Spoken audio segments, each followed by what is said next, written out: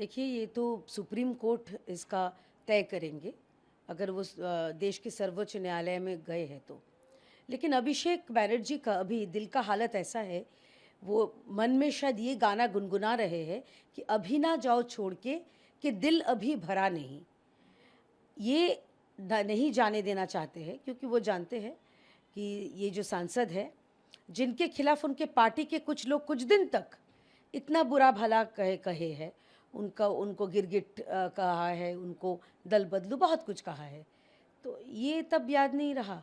अभी इनको बहुत याद आ रहा है, क्योंकि सांसद में जो संसद सदन में ये सांसद नहीं रहेंगे, तो शायद उनका कहीं ना जाके तृणमूल का जो गरिमा है वो कम हो जाएगी। लेकिन सबसे ज़रूरी बात दूसरी है। अभिषेक बैनर्जी ये 20 लोग, जो 20 सांसद हैं, इनको लेके कि इनको नई पार्टी में नहीं अलाउ कर दिया जाए, ये सब ये याद नहीं था जब 2021 के बाद भारतीय जनता पार्टी के विधायक पश्चिम बंगाल में जो चुने गए थे, उनको जब एक एक करके 7 से 9 विधायक को वो एक एक करके अपने पार्टी में शामिल किए थे, किनको तो वो 99 में, मतलब स्टेट सेक्रेटेरिएट में, जहाँ पर ममता बनर्जी की ऑफिशियल कार्यालय है, वहाँ पर भी ज्वाइन करवाए थे। तब याद नहीं रहा। इतना जो वाणी सुना रहे हैं अभिषेक बैनर्जी और ममता बनर्जी, तब याद नहीं रहा जब ये विधायक विधानसभा के अंदर उनकी गिनती बीजेपी के में होती थी, और विधानसभा के बाहर ये तृणमूल विधायक की तरह या तृणमूल नेता की तरह इनका आचरण हुआ करता था, क्योंकि एंटी डिफेक्शन इन पर ताकि लागू ना हो।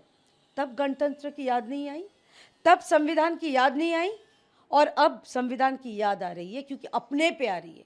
अरे ये इनके ऊपर तो एंटी डिफेक्शन लागू नहीं हो सकता है, क्योंकि ये जो संख्या जो गए हैं, इनके ऊपर तो एंटी डिफेक्शन लागू नहीं हो सकता है। तो ये जो उनके दिल में जो दुख है, फिर से मैं अंत करना चाहूँगी। अभिषेक बैनर्जी, ममता बनर्जी इनसे बोल रहे हैं कि अभी ना जाओ छोड़ के, दिल अभी भरा नहीं। बात करती हैं और साथ में ये भी कहती हैं कि मैं अभी राजनीतिक रूप से संन्यास नहीं ले रही हूँ, मैं बीजेपी को हाशिए पे ढकेल दूंगी, ये देखूंगी कि बीजेपी अब समाप्त हो रही है, तब मैं राजनीतिक रूप से संन्यास लूँगी। कैसे देखती हैं? देखिए, उनका संन्यास तो एक प्रकार से हो चुका है। 2021 में ही हो गया था, जब वो हार गई थी नंदीग्राम से शुभेंदु अधिकारी जी के सामने लड़के। उसके बाद वो कंपार्टमेंटल मुख्यमंत्री बनी। अब 26 में तो वो हार के एक्स सीएम बन गई। पहले तो कंपार्टमेंटल सीएम थी, अब एक्स सीएम बन गई है। अब बोल रही है कि मैं राजनीतिक संन्यास नहीं लूँगी। अरे, आपको लेने की ज़रूरत नहीं पड़ेगी, आपका हो गया है संन्यास, आपका पार्टी का भी संन्यास हो गया है।